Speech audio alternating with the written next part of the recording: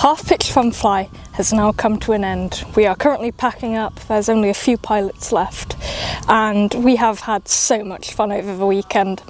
We've had lots of people down, and despite the I guess ominously bad weather that was said to haunt us during the weekend, we didn't receive much of it, and most of the day was clear skies with lovely flights that could be, well, done, and I think we all had an amazing time.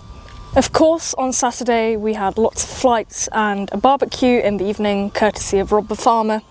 We had our lovely weather, and we had tons of pilots who were able to make the most of the weekend, with lots of flights flown on all 3 of our flight stations, and I think it was a bloody good time.